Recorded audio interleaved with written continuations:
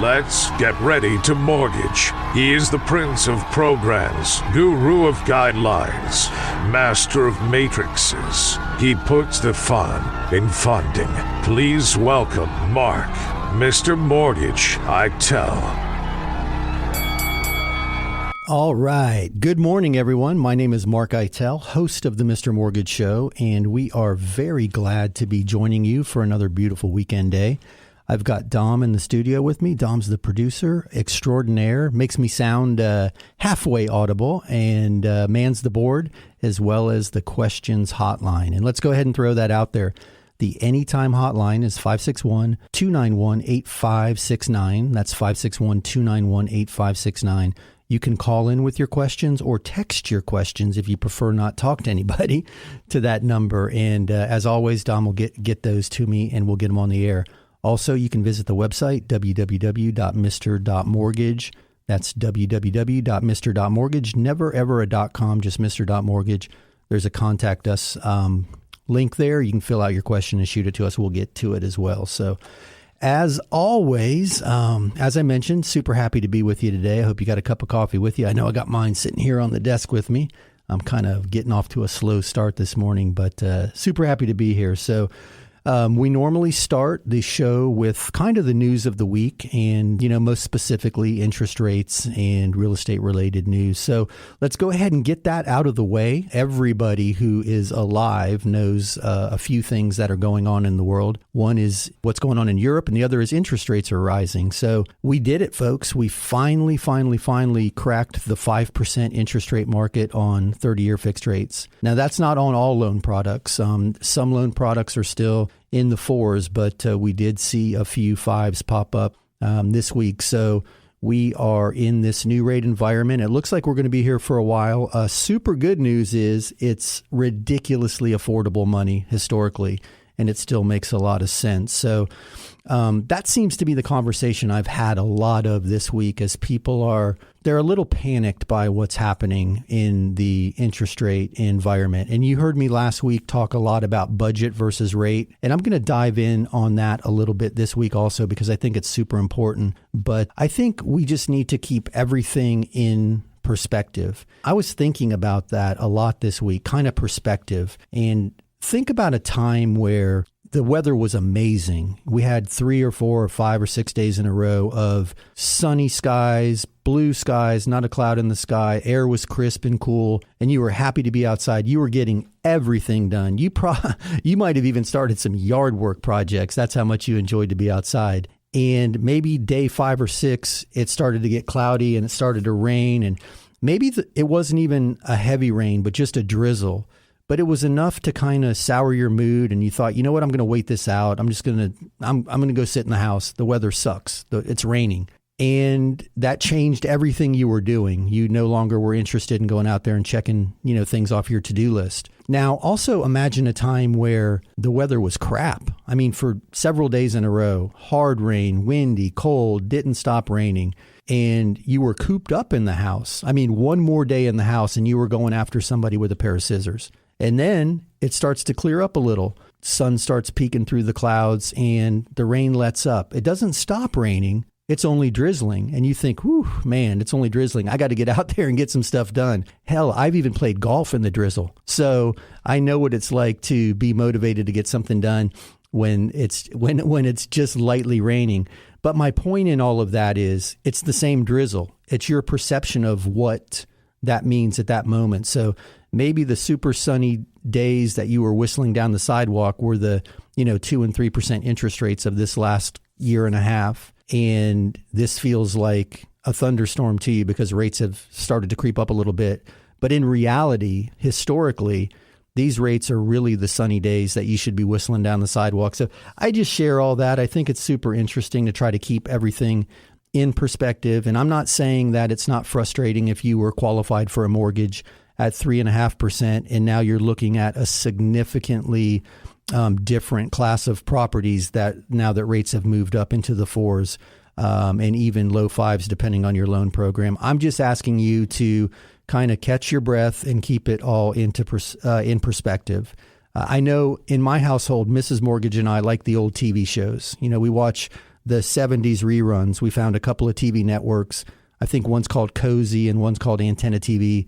I don't know. She's smarter than I am. She programs them into the Roku for me. But we watch, Archie Bunker, and we watch George Jefferson, and my favorite of all time, Fred Sanford. And I really enjoy those old TV shows. Maybe I enjoy them because they remind me of a time where we could kind of laugh at each other and ourselves and not take everything so personally. But I guess where I'm going with this is Johnny Carson is also on that network. So the other night, it was Monday night of this week, I was watching the Johnny Carson show, and he does his monologue, and he usually touches a little politics, a little economy, whatever the news of the day is. And he mentioned in his monologue that inflation had hit 12% that month. And, the audience groaned a little bit, and he made his inflation joke, and the audience laughed. And then Johnny finished the monologue, and Ed was chuckling, and, Doc and the orchestra played him into the commercial. They came out of the commercial, and Johnny did his interviews, and it was a funny show. It was a good episode. But what my point in that is, those people left the show, and they put gas in their car and bought groceries and went to work and went home, and they lived through it. Hell, a lot of people prospered. If you look at the charts, home values increased during that time period. So I just found it super interesting that to us in this market, because we're coming out of all of those sunny days whistling down the sidewalk, this feels like maybe a bigger deal than it is as far as the cost of money. I know housing is still expensive, and a lot of people are feeling the pressure. I'm not discounting any of that. I'm just asking us to keep it all in perspective. So I jumped on the internet and did the research like I always do. I geek out on this stuff. And for Johnny to reference 12% inflation, that had to be in the very late months of 1979. In 1979, the inflation rate average was 11.25. In 1981, it crept to 13.5. So that's why I'm guessing about that timeline for the show. So then I thought, wow, what were mortgage rates at that same time? Mortgage rates in 79 were 11.2%, and in 1980 they were 13.75%. And I pulled some of the headlines from the old newspapers, and it was either a Washington paper or a New York paper said the government has to do something about the housing crisis, right? They were calling it a housing crisis back then. And then I said to myself, hey, keep digging. What was home appreciation during that same cycle? In 1979, when inflation was almost 12% and interest rates were over 11, housing appreciated at 12.2%. So it outpaced inflation. People were still making money buying a house and going home every night. In 1980, when mortgage rates jumped up, appreciation was still 5.69%. In 81, it was 11.51%. In 82, it was 7.21%. So my point in all that is, even though we were experiencing heavy duty inflation, high interest rates, we were still going through a housing appreciation cycle. And interest rates hit their all-time high of 18.63% in October of 1981. And in 81, appreciation was 11.5%. So I find all that interesting. Another big conversation I have a lot, and we'll dive into it a little deeper during the show, is do I feel like this increase in interest rates is going to start to tip the market, and maybe we're going to see a crash? And I think crash is a wildly overused word. I believe that the appreciation is going to flatten, just like we referenced in that time period of the late 70s, early 80s. I don't think we're seeing a crash by any means, and that's more related to supply and demand.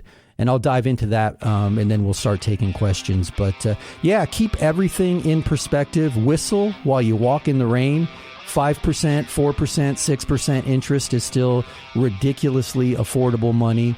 There's still a tremendous amount of opportunity in this market. So don't let the headlines scare you off. Look at your budget instead of the interest rate. We'll talk about that too on the other side of this break. 561-291-8569 is how you get your questions to us. That's 561-291-8569. Hey, it's Mark Eitel, host of the Mr. Mortgage Show.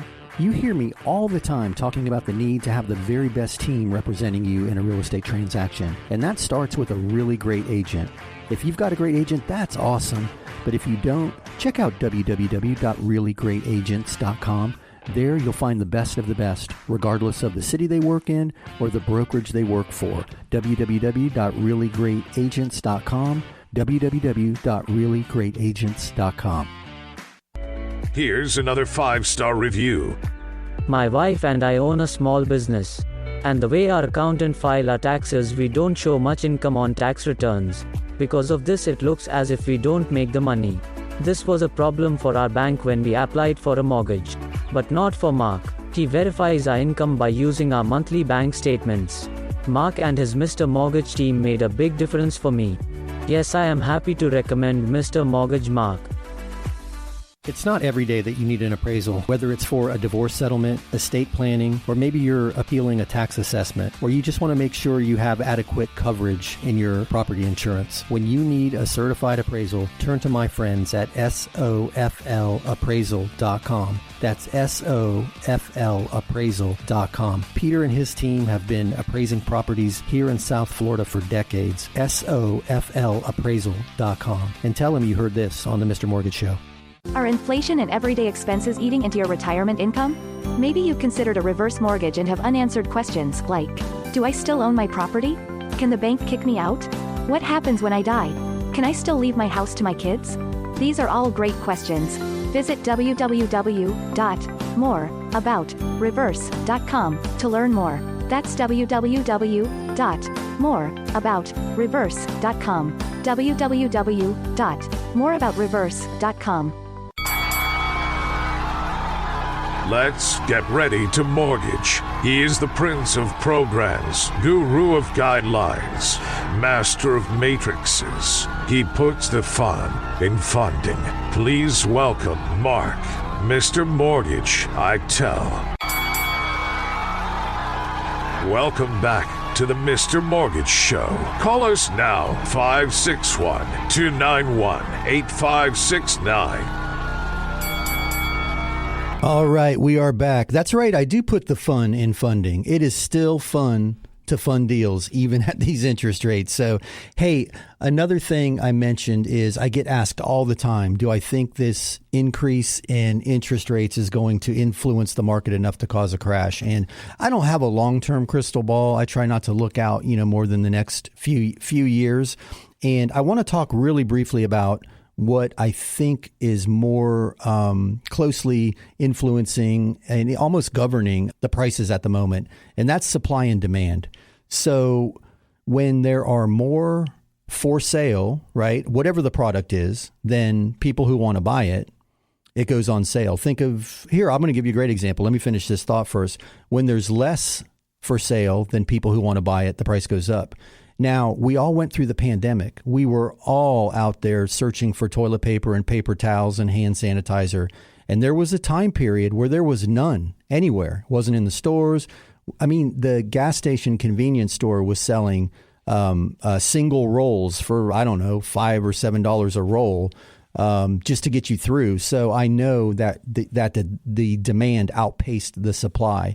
And we all remember this. We went through a period of a few months there where we were buying those essentials on eBay.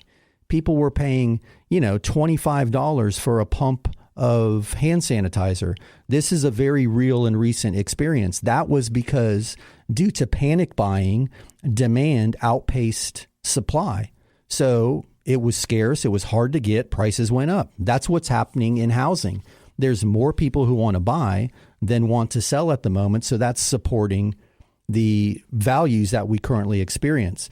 Now, most of us remember the crash. What happened in the crash was more people wanted to sell, and actually more people had to sell because of the mortgage product that they used. But my point in that is there was more supply entering the market than the demand for it at that particular instance for other reasons, but nonetheless, more supply than demand. And to finish that pandemic thought, Mrs. Mortgage and I found a brand of paper towels and tissue paper that was made from bamboo.